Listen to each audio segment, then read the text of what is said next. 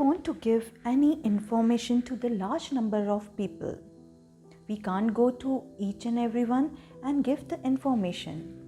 In that case, we write the notice to inform all the people. So today I am going to explain notice writing.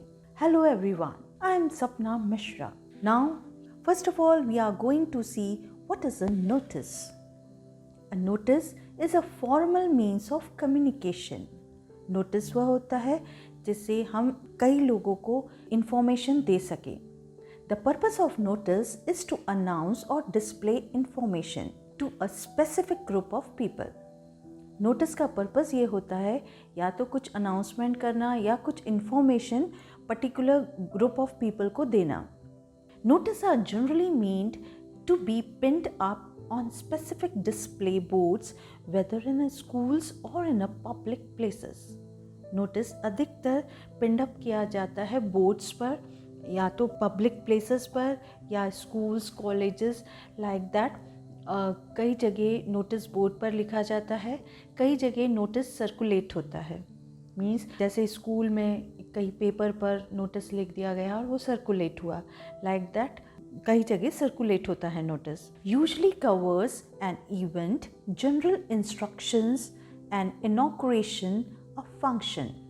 Notice अधिकतर होता है या तो event का होता है या जनरल इंस्ट्रक्शंस होते हैं या किसी चीज़ का इनॉग्रेशन होता है, कोई शॉप या समथिंग लाइक दैट एक्सेट्रा, या फिर कोई फंक्शन का बताने के लिए होता है नोटिस.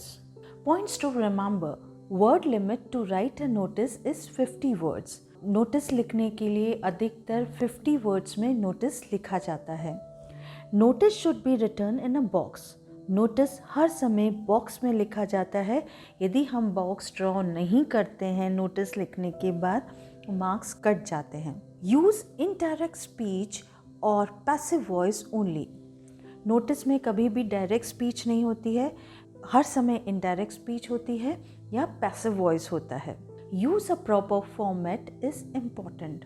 नोटिस हर समय प्रॉपर फॉर्मेट से लिखा जाता है.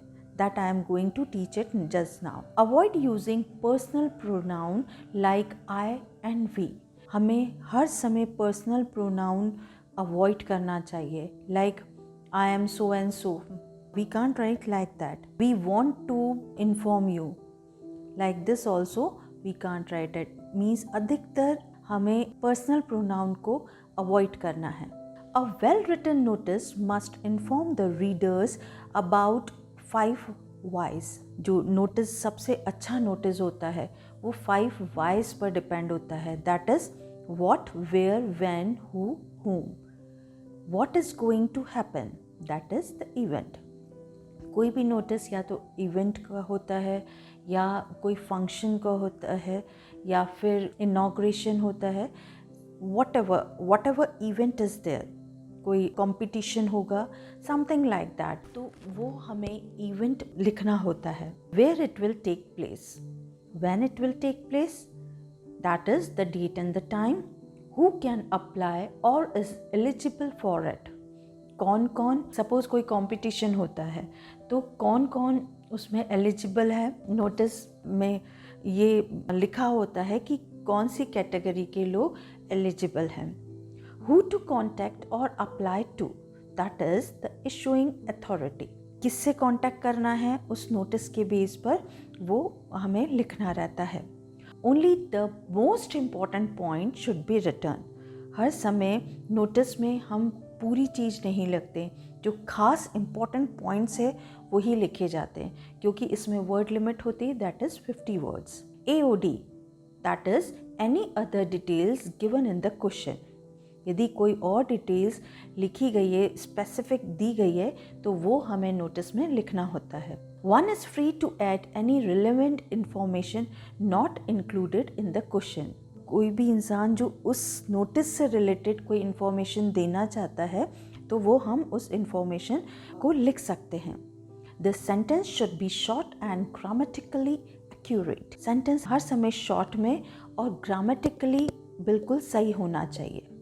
Here is the format of a notice. First of all, we have to write the name of the school or organization issuing the notice. यहाँ पर सबसे पहले हमने बॉक्स बनाया, उसके बाद एक लाइन छोड़कर हमें सबसे पहले नेम ऑफ द स्कूल और कॉलेज और ऑर्गेनाइजेशन जो भी नोटिस इशू कर रहा है वो हमें लिखना रहता है. Then we have to leave one line. जो भी हमने ऑर्गेनाइजेशन का नाम लिखा है उसके बीच में हमें नोटिस लिखना है. एक लाइन छोड़कर ब्लॉक लेटर्स में हम लिखते हैं. देन लेफ़्ट साइड में डेट आती है. देन हमारा इवेंट आता है. नोटिस के जस्ट नीचे दैट इज़ हमें लाइन छोड़कर इवेंट लिखना रहता है. Then there is a content of a notice.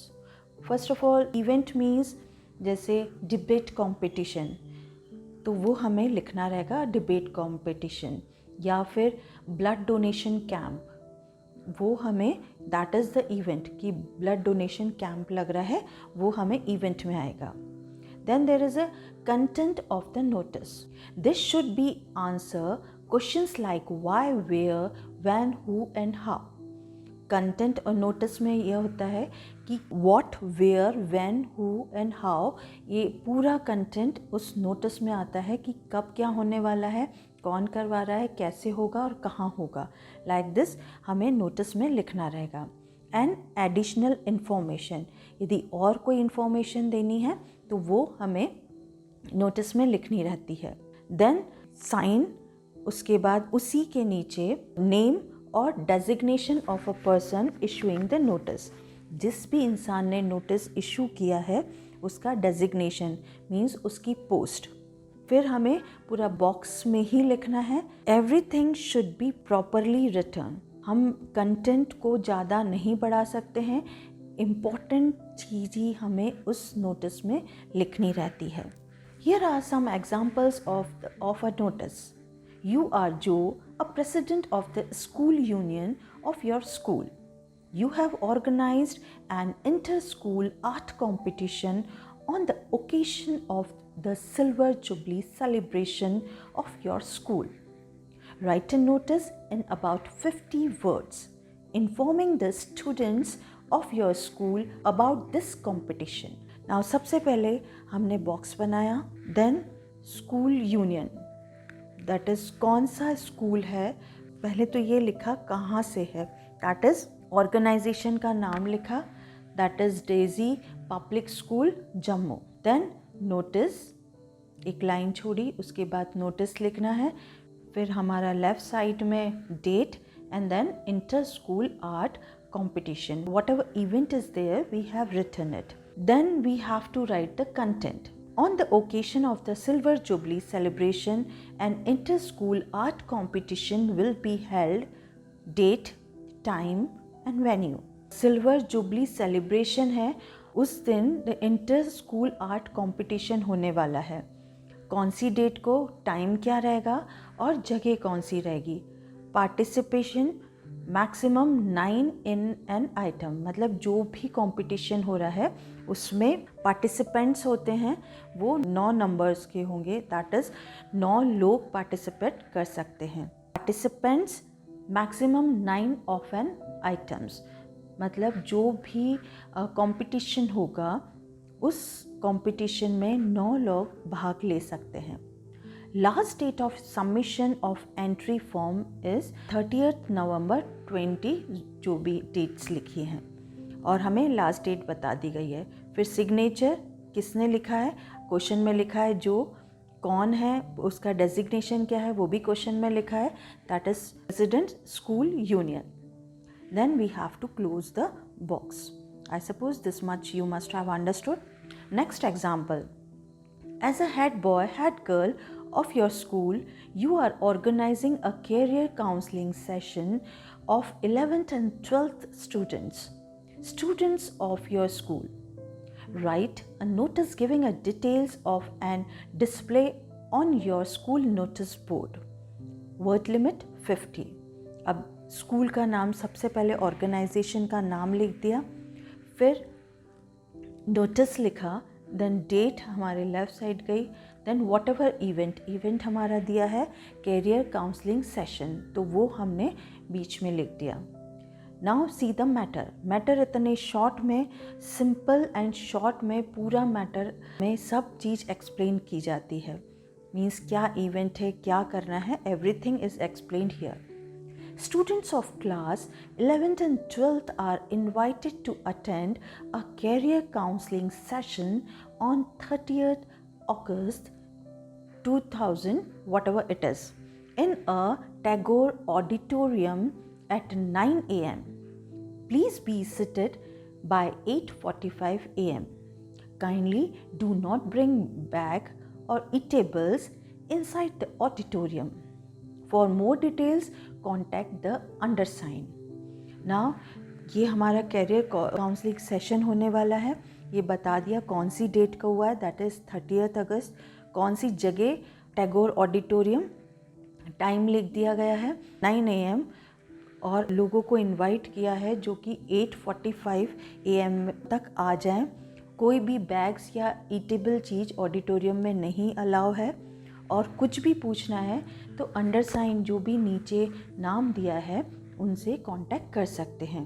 फिर हमने सिग्नेचर लिखा, whosoever is the head boy और हेड गर्ल, वो लिखा और उसका प्रॉपर डेजिग्नेशन लिख दिया कि किसने लिखा है, that is head girl. I suppose you must have understood the notice. You can see the next example also. Thank you everyone.